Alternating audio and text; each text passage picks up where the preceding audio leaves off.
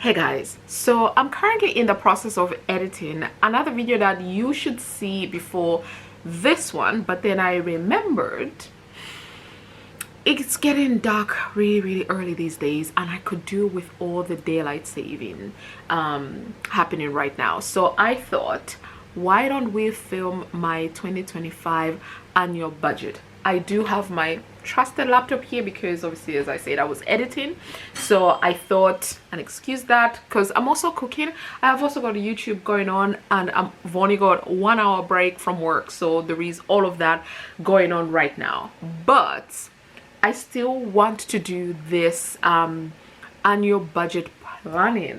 I have so many things around me, you guys, you can't even see, but yeah, it's one of those days. Okay, we're trying to get our lives together, we're trying to plan for all the monies that we are anticipating in the new year, and we want to make sure that that future monies has been assigned a job. Now, for the purpose of this video, I'm not going to go through every single month, but I will quickly show you what January looks like, but I'll talk about the process of how I budget for the whole year in advance, and then I adjust accordingly every single month. So without further ado, let us begin. Okay, so now what I'm going to do is I'm going to start my screen record now, and then I'll walk you through the budget template that I'm using. So I am using the press reset budget template. So this is called the Ultimate Wealth Dashboard 2.0 planner. Absolutely love it. I've used it all throughout 2024 and absolutely love it. Cannot recommend it enough. And I actually have like all of the annual totals of, you know, what I've brought in, my annual dashboard, what it's looking like, and all of that good jazz, and I'll make a separate video about that. But for today's video, we're just going to focus on 2025. So for this template, you need to do what is called a budget setup. So you need to come in here and put in what categories you want for the income tab, for your bills, expenses, savings, investments, and debt. You can obviously change this up based on what you require, and then here it helps to put the year. And for me personally, I have set myself a net worth goal of £1 million. We'll talk about my net worth for 2024 on the last day of the month because I'll be filming a video that very day, and I will be editing it that very day and making it live on the last day of the month before my friend comes over and we celebrate New Year's Eve together. But essentially, this is my goal for 2025 because it's my year 5 of my 5-year plan, which I'm very excited about. And then here you've got subscription categories and then payment methods. So if I come back to the categories here, so this year I'm making a couple of changes. I'm still going to include my salary, I'm going to include my bonus, but I've also added something new in here, which is cashback. I've been getting quite a lot of cashback from my shopping with Monzo, with Barclays, with all these places, so I figured, and my credit cards as well, so I figured I add a category in there because I often struggle with how to allocate them. Sometimes I don't even count them, but I think it's important for me to do that. Then interest, all of the accounts, majority I should say of the accounts that I have are earning me interest, so I thought we track that as well. And then other earnings, I will no longer be tracking for 2025 my income from my rental properties. I haven't tracked it in 2024 in this tracker, but I have been tracking earnings from my blog and my Etsy. I will not be doing that for 2025. I'll be keeping these things separate. For my bills, I've made a bit of an adjustment, but we still have my mortgage, advanced mortgage, my council tax, utilities, combined utilities, income protection, my life insurance, my internet, and my phone because I get it from Vodafone, so it's a combined bill.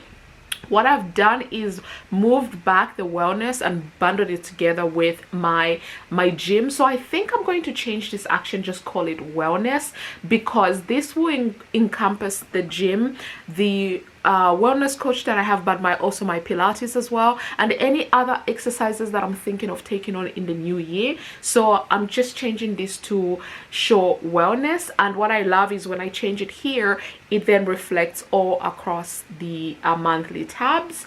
My travel insurance, I'll continue tracking. My second mobile, I'll continue tracking. TV license, I have changes to annually, so you only see it once. Then my water bill is the same. I think I pay twice a year.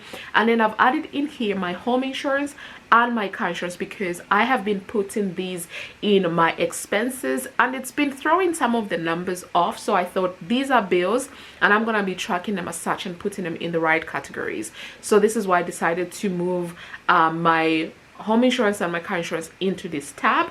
Then for expenses, everything is pretty much the same, except I've added in transportation instead of like car maintenance, blah blah blah, where I was actually tracking how much you're spending on the trains and parking and all of that. So I've just put it as transportation in one bucket. I've added to my restaurant, I've added takeaway, because I call, even when I'm home, I order something in, I still call it as a restaurant, but it in fact is like, it is a takeaway. So I figured restaurant slash takeout, so I'm going to track that. Then self-care will remain the same, so this will be nails, hair, all of that good jazz.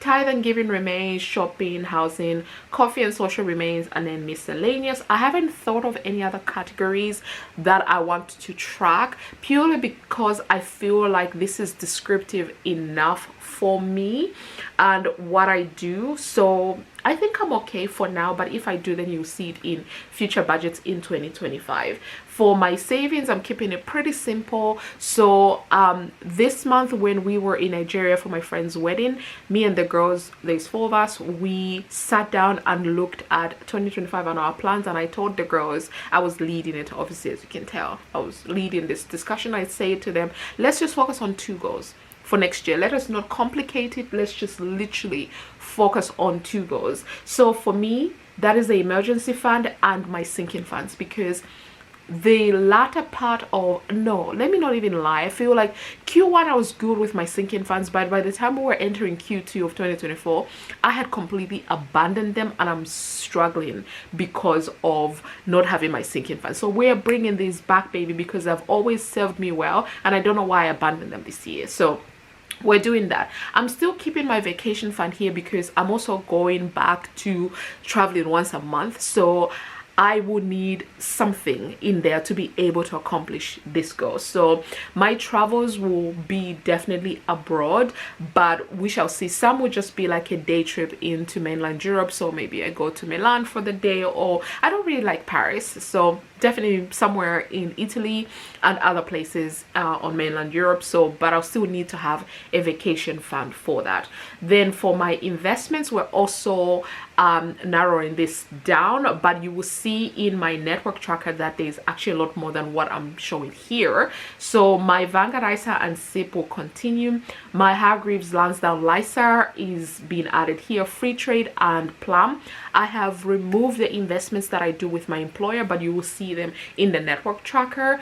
Crowdcube, I don't really do anything there. I invested in startup companies and I'm literally not doing anything. So a lot of those things I've removed. I'm just tracking in my network tracker, but for the purpose of budgeting, I'm just going to focus on things that I'm actively doing. Like for example, the work stuff is either a salary sacrifice or being auto deducted after my taxes have been taken out and benefits and all of that. So it's not something that I'm actively doing myself, it's somebody else doing it. So if I'm not doing it myself, I'm not going to be tracking it in the budget, but I will be tracking it in the net worth tracker because it's part of my numbers.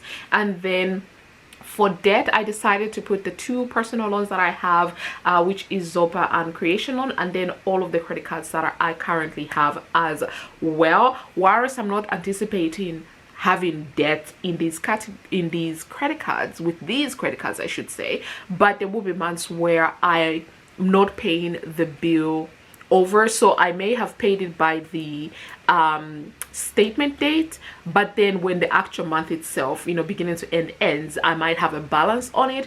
And for me, when I have a balance, I take that as debt, so then I track it over, and that's exactly why they are in here. When it comes to my subscription categories here, these ones I really haven't changed much here. They're still the same, that Kaylin, the creator of these templates, had put in. So I haven't really changed much. And then with my payment methods, I'm making sure to track the credit cards as well as my current accounts. I've put everything in here, as well as including cash. So we'll be tracking all of that in here. So this is my budget setup for 2025. So if we go into the annual dashboard, I have inputted in some numbers so you can see what it will look like. So for example, I have gone in and added in my income estimation for every single month. So like the minimum that I'll be expecting to get from my job, from mainly from my job, actually from my job and other income sources that I'm expecting that particular month. So like the first 2 months, I'm keeping the same as I have in 2024, because the changes I normally see like at work and also like additional income that I bring in normally come for me around March time. And then in March I am expecting a bonus as well, so I have added in the minimum that I think will be getting for the bonus, and then I increase how much I am expecting moving forward after the pay rise, so from April onwards all throughout into June. So I'm expecting just under 60k post tax with the income. That's what we're trying to work with here. That is the aim. Sometimes I surpass this, sometimes it's less than this, but Bob's your uncle. Like if I was to quickly just go to the 2024 one, you'll be able to see like what I have projected and what has actually come in post tax. So you see, but I'm trying to work with the minimums that I think I will be bringing in the new year. So that's what we have here. And you can see I've already budgeted for January, and I'm going to make a separate video. I'm still not sure if you see this video first or my January budget first. I'm not sure, but in any case, I've budgeted for January. So for the bills, I'm expecting to send roughly the same amount that I send right now. Then for my expenses, I'm expecting to send 1,720. And then if we go to my savings, I am budgeting about 400 pounds. And then my investments, because I'm going to resume investing in all the vehicles that I have, like the Vanguard ISA, Vanguard SIP, the LISA, and then Plum and Free Trade. I'm planning to send at least 600 pounds to these investments. And then I think also, yeah, the debt, I was looking for the debt tab, so the debt tab is right here. And for the month of January, I'm expecting to send roughly the same amount that I'm spending in 2024 in 2025 as well, so 1,350. So that's what I am planning to do. But this is what my annual budget will likely look like. I know, for example, for months like February, this is a little bit different. Let me just go back to the 2024 one. So for 2024, as you can see, I budgeted roughly the same, 2,500 plus for the bills. And then for the expenses, because I put most of my insurances in the expenses tab, you can see that I ended up budgeting a lot more for February, March and May, mostly the months where I do have like a lot of insurance annual renewals coming through. So this is why it is like that. But obviously now moving my car insurance and my home insurance under bills, I'm expecting to see such numbers in the bills tab as opposed to expenses. But the budget, I'm going to do a comparison, but the budget, it's not bad. I think it's almost what I predicted I was going to send, and I'll do a whole separate video about this. But it has been an incredible year, 2024, and I want to get all the numbers in by the last day of the month, and then I'll be able to make a video on this, which I'm sure I'll share in 2025. But this is what my 2025 dashboard is looking like right now. a bit bare, but that is okay. Then quickly going to my net worth dashboard. Like I say, my net worth goal is 1 million. I haven't inputted any numbers in, so everything is still zero right now, but I have changed up things just a little bit. So I have just grouped all my pension accounts. So with my employer, what I manage myself, these two I manage myself, so I'm going to be tracking them there. Then what I call my pre-pension accounts, so that is the Vanguard, the Equate, which is not reflected in the budget but rather would just be appearing in the network tab. This is what I was talking about. My Plum, my Free Trade, and Crowdcube, because I'm not really doing anything for Crowdcube, so there is really nothing. I could have deleted these these three tabs, but I decided to keep them in case there are other pre-pension investments that I take on, but I'm not anticipating that I will, but we never know. And then for cash and savings, 2 checking accounts, my emergency fund, and then sinking funds. That's all I'm planning to track. Real estate, I've got my main home and then my rental properties. I currently have 3, but I'm hoping to potentially get another property in 2025. So we are putting it out there to the universal rental property number 4. Then other assets will be my vacation fund and other savings, you know, like savings in my rental property, vacation sinking funds, and all of that jazz. So will be tracked there. The liabilities, nothing really has changed here. We're still tracking the mortgage, advanced mortgage, and mortgages for the rest of the rental properties. All of the credit cards are here, and then my 2 personal loans, and that's it in terms of my liabilities. But that is what I intend to use in 2025 with respect to my net worth. Like I said, I am going to make a separate video on my January budget, so I really won't be showing much when it comes to my budget, but it's already been done. I did a mock already, so now I just have to film the video and share it with you guys.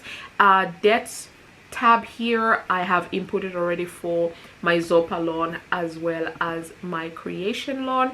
Creation loan, this is, I know for a fact this is the balance that I'll be starting with, because I don't intend on making additional payments towards this loan for the rest of December. But with respect to the Zopa loan, this might change. I've made 1 extra repayment, so I'm gonna wait for the interest adjustment from that before I decide whether I can afford to send a little bit more money to that to reduce the balance or not. If I am able to, I'll update this. If not, that's okay. We can start with 18,430, but I'm very happy and proud of myself of how hard I've worked with the Zopa loan to bring it down to under 20,000, because I believe when I started 2024 I started at 26 or 27,000 pounds with this one. So very happy with the progress that I've made with this loan so far, and the plan is to see if I can pay it off in 2025, because 2026 is my year of resting and just buying my dream car and all of that good jazz. So we are going to see, but this is where it is at with the debts. The only thing I haven't been able to make any headway with has been my subscriptions. So I have quite a number of subscriptions. For going to the 2024 tab, so according to this I currently have 45, but I don't think I would be taking all 45 of them in this tracker. Okay, so I've tried to put everything that is, how shall I call it, personal ones. So anything that is business related, I'm trying to see if I can remove them. So I have just added in here the ones that I consider personal, and I track things like Netflix.